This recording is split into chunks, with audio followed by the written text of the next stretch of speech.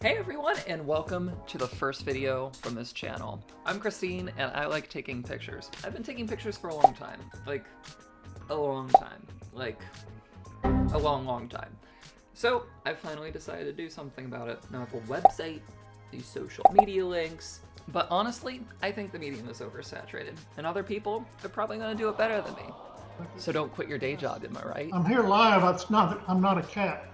But what I can do is share the experience of photography. Going outside, having a good time, and just taking a couple of pictures. What I'm never going to do is be one of those photographers that tells you things like, "Your photography is terrible. Only way you improve, through my Lightroom preset pack and YouTube training course." But that's not what I'm gonna do. A lot of the time, having fun with it means to me taking my camera on trips, spending a lot of time through the viewfinder. I've done that with Death Valley, Ireland, Moab, Arches, Canyonlands, hopefully a few more places down the road. It's a fairly new medium for me, so come along. Let's have fun with it. The first video we're gonna end up doing is a bit more of a special one, just because of the day that ended up happening on. This is April 8th, 2024, and if you remember, that's the day of the Great North American Solar Eclipse. This trip ended up taking me to northern Ohio, of all places, right along Lake Erie, just east of Cleveland at Headlands Beach State Park. Overall, I was pretty pleased with this location. Lots of nice trails, free parking, and then it was fairly close to the center line for totality without swimming into Lake Erie. Not swimming with camera equipment is always a plus. I'd kind of scoped out like a couple of different places to end up going. Original plan was to end up going up to the Adirondacks, but it looks like it's gonna end up being cloudy up over there. So I had myself staged over in western PA, just kind of kept track of what the weather forecast was doing. It was cloudy and raining over here up till just this morning, but you can see the sun's already starting to peek through. Here's over to the west, starting to get a bit more sunshine and blue over there as well. So things are looking pretty good for the eclipse at the moment. I looked at some satellite imagery earlier and I saw an area of clouds early this morning that was over Missouri that was kind of heading up in this direction. Certainly something that has me a little bit worried moving to the afternoon. As far as what I'm seeing right now, things are looking really optimistic. Anyway, what I think the plan is going to be moving forward, eclipse is going to start at 2 o'clock here. And then about 3:14 or so, we're going to start entering the totality, and we'll have 3 minutes of totality. So that really doesn't give a whole lot of options as far as photography. I'm still trying to decide if I want to end up doing a wide angle shot and try and catch more of the scenery with the driftwood here, the lake as well. Certainly some decisions need to be made. I was looking at photo pills, and the eclipse is going to be pretty much directly over the line of the beach here. I need to test out a couple of my lenses and see what I like composition wise. A couple of different options I could end up going with here. I could probably put my 50mm on and then try and get in a little bit more close to see what the corona ends up looking like. The temptation for me right now is to end up going with my 12mm lens and then run it at f2.8 and then try and get some of the stars as well. I know you're going to be able to see a couple of different planets just kind of on the perimeter of the sun, but at the same time going with something as wide as that on a full frame camera, the sun's effectively going to end up being a dot at that point. So I guess I kind of need to just accept the fact that I just need to enjoy the moment a little bit. But, you know, it's hard to end up doing that. I chased the one in 2017 and ended up getting clouded out. But this one, there's not going to be another one over North America for another 21 years, I think it is.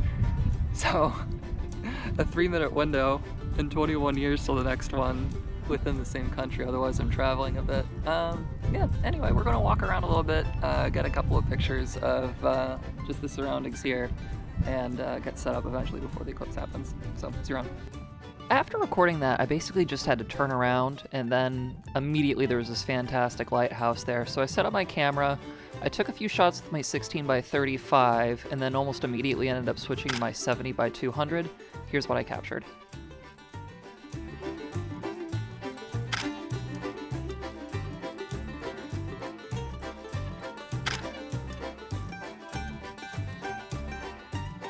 From there was a pathway that ended up leading over to where the lighthouse was. There's a nice jetty that ended up leading up off of the lighthouse, so I ended up going over there after taking this photo.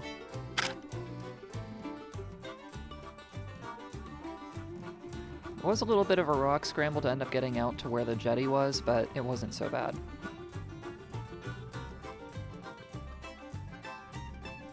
And overall, pretty pleased with what I saw. So I think roughly that's going to end up being the composition for this afternoon. Nice lighthouse. We're going to end up having a nice clear view of the horizon, so we should end up seeing it appear like sunset along the entire way. I think we're going to end up doing the wider lens, just to end up capturing the entire horizon and everything. This is going to end up being, dare I say, a little bit less about taking the photos and more about just capturing the moment. Well, not capturing the moment, the exact opposite of that. Just enjoying it. Like, yep, just gonna watch it. In the meantime though, I really need to go back to the car, eat a little bit of food, have some water, and then I can collect a few things to just keep myself entertained and read over here for a little bit. So, just heading back from the car to the spot now. Concerns leading up to this point, I just ended up looking at the satellite up to about 16 Zulu, and it looks like clouds are starting to build in western Ohio. So this might end up being a crapshoot. I mean, I hope I got lucky, but it honestly feels like a 50-50 shot still. So we'll get over there and we'll see what we look at. Concerns starting to come in. There's some high-level cirrus. They're sitting just on the horizon. I don't know if it's going to be worth changing up my game plan, just because I'm not really equipped to end up zooming in on what the sun looks like, but I'd really like to end up doing an image stack and see if we can see the planets and everything. So we'll see how it is. Doesn't look like it's too busy further up. And it wasn't too busy further up, so I ended up getting myself set up on a bit of prime real estate, set up on this giant concrete block, and was ready to go as soon as the eclipse started. Of course, a little break for Duolingo. The anxiety was starting to build up at this point. I knew this was an uncommon opportunity.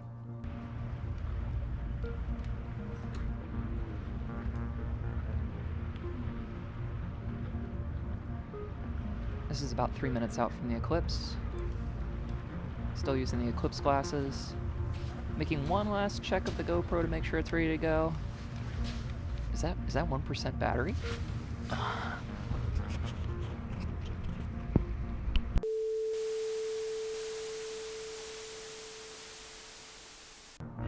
Okay, back up and running with battery number 2. That wasn't cutting it close. So here you can see the moon's shadow starting to advance against those high-level cirrus. Venus starts to appear pretty early on, so before the sun's even covered, you'll see it pop up there. Venus is one of the brighter objects in the night sky with an absolute magnitude of -4.6. I'll put a link to the stellar magnitude scale in the description. That's it. That's totality. Holy God. Oh my God.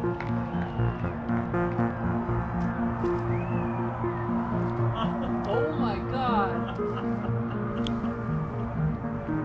I know you're probably asking yourself how many times can you end up saying, oh my God, but really there's nothing that can compare to this.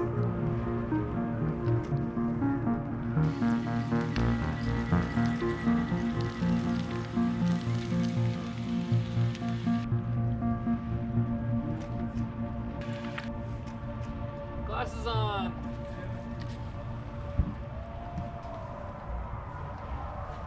Now, if you're on the other side of totality, it might seem like the sun isn't that bright, but still the intensity of the sun rays are capable of damaging your eyes, so it's pretty imperative that the glasses go back on as soon as you're on the other side of it. That was one of the coolest things I've ever experienced. Definitely.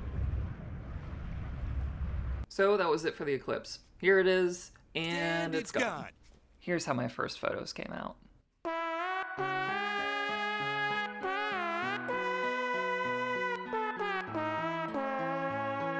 So, right off the bat, major issue.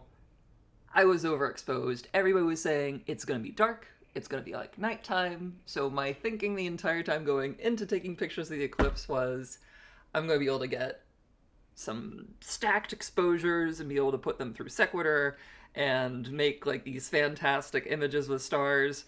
I wasn't really thinking about it. It's basically twilight. Think about the sun whenever it's like maybe about like a few minutes just below the horizon. That's how much light's being blocked and that's how dark it is. You're still able to see like a couple of the brightest objects in the sky, but it's not nighttime dark. It's more like a Civil Twilight kind of deal. Thankfully, the total eclipse ended up lasting about 3 minutes and 50 seconds, so I got a few more exposures and ended up taking this.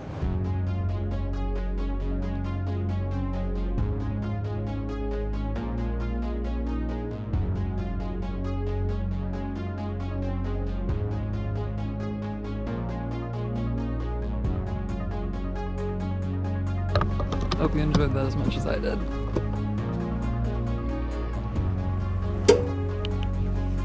That'll do it for this one. Thanks for joining.